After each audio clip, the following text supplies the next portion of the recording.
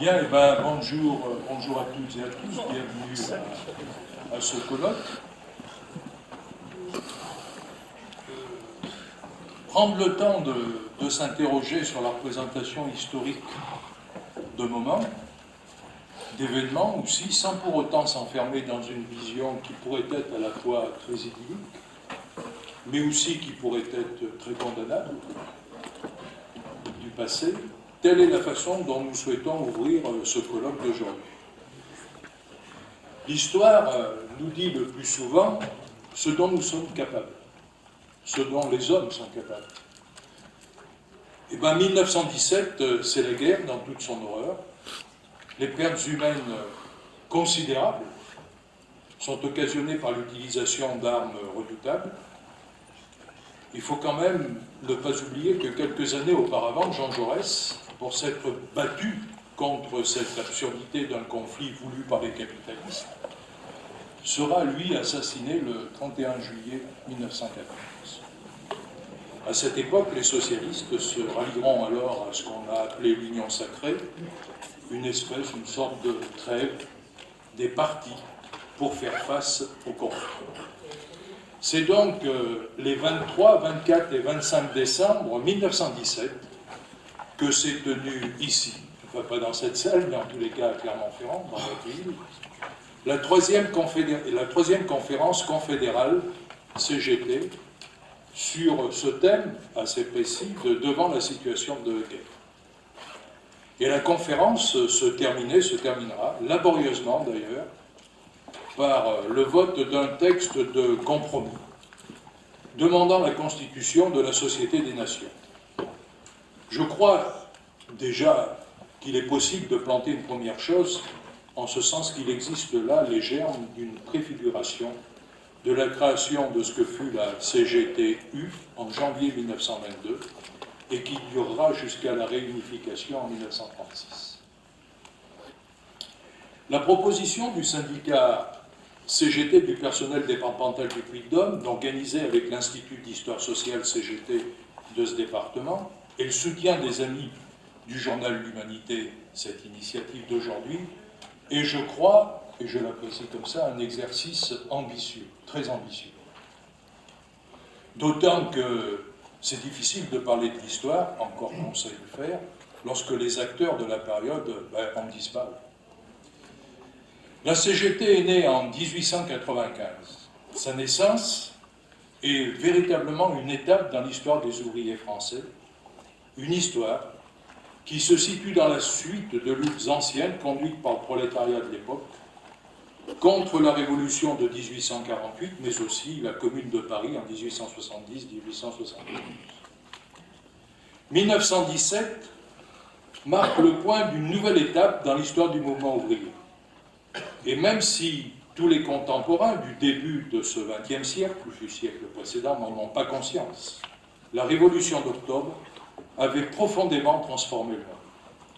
On peut donc, je crois, distinguer la période d'avant 1917 et la période d'après 1917. Du reste, la suppression du patronat et du salariat, je cite, inscrite à l'article 1er des statuts de la CGT, devient à cette époque, n'est plus un rêve, mais elle devient une réalité.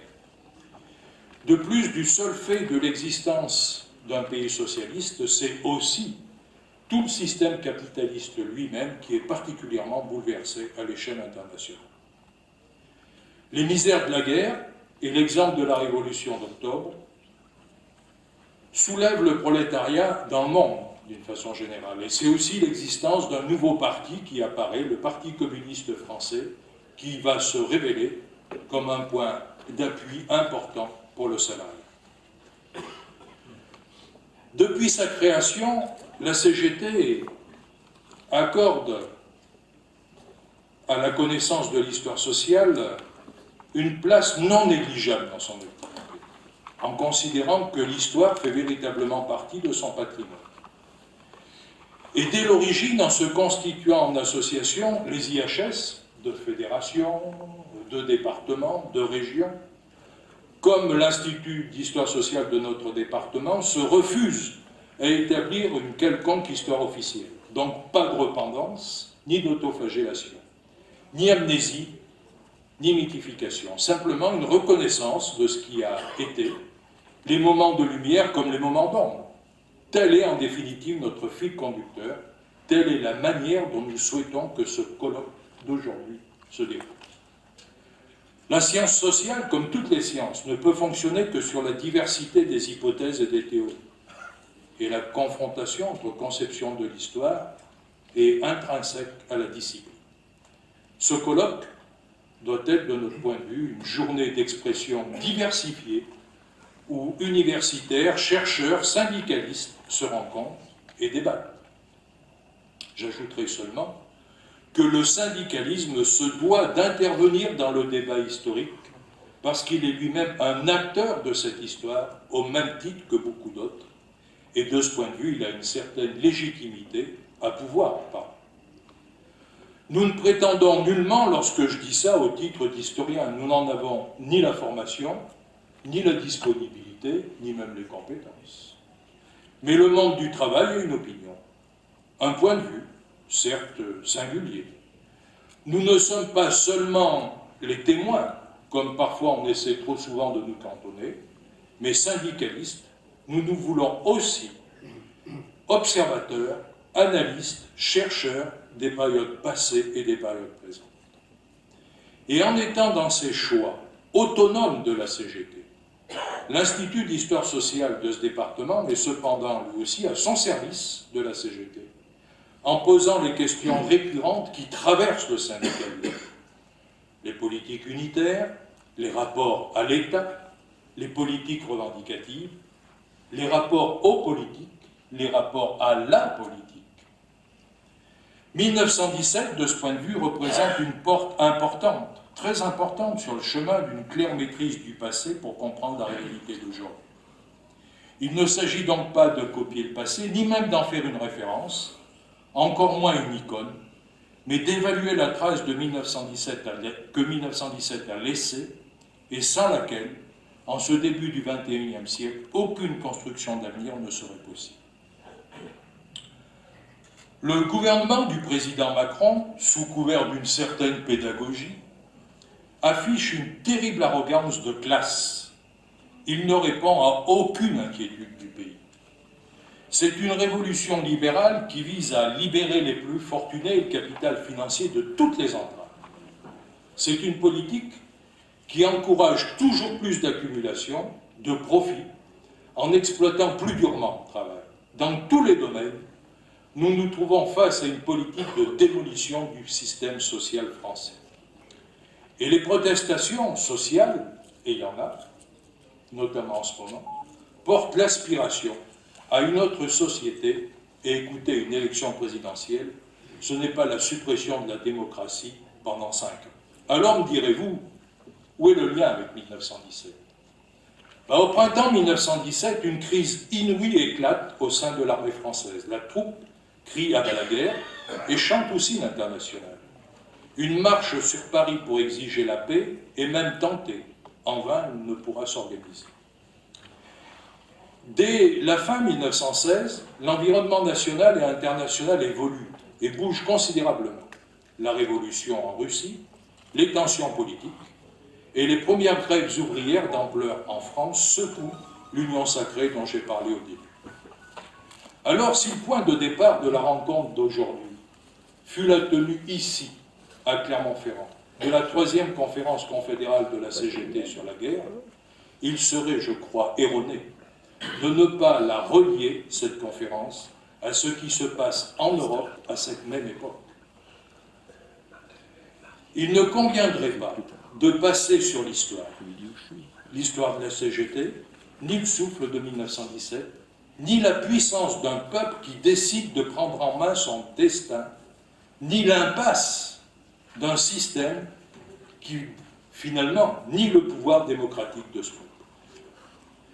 Le livre « La fin de l'homme rouge », paru en 2013 et que j'ai lu voici quelques mois, donne à connaître des témoignages de Russes de tous les âges, recueillis de 1991 à 2010, sur ce que fut la vie en Union soviétique et ce qu'elle est aujourd'hui en Russie. Ce récit est poignant, émouvant, entre la jungle et le zoo. Aucun cadeau, ni d'un côté ni de l'autre. Nous n'avons pas à faire l'analyse exhaustive de ces expériences, mais je crois à réfléchir sur la base de ce passé. Savoir d'où l'on vient, non pour fantasmer sur ce passé, comme meilleur, ou avec la volonté de vouloir reproduire des modèles, voire réciter des slogans qui sont souvent très raccourcis. Ça nous amène à réfléchir aussi sur les conflits et sur les luttes actuelles. Je crois, pour terminer, qu'il y a besoin d'une participation plus que jamais aujourd'hui active des citoyens au sein d'une démocratie sans limite. Il y a besoin d'une CGT affirmée comme une force syndicale qui comprend notre époque avec ses aspirations, ses rêves, mais aussi ses utopies. La révolution d'hier appelle celle de demain. Le colloque d'aujourd'hui représente un retour aux sources pour mieux se projeter dans l'avenir. Ne rien oublier de l'histoire. Même s'il existe des leçons qui sont longues, douloureuses même quelquefois, à tirer définitivement. Est-ce que ce 21e siècle que nous débutons sera le siècle qui, le premier, va se confronter à l'échelle de la planète tout entière à la question du post-capitalisme? C'est cette question, je crois, qui est posée. Le capitalisme, ce système, n'est plus capable de porter les promesses d'épanouissement et d'émancipation humaine. Faire de la CGT une des forces capables d'affronter ces défis est une des questions qui aujourd'hui est posée. Je vous souhaite donc bonne journée à tous et bon travail, et merci aux organisateurs de cette rencontre et à tous les intervenants. Bonne journée à vous.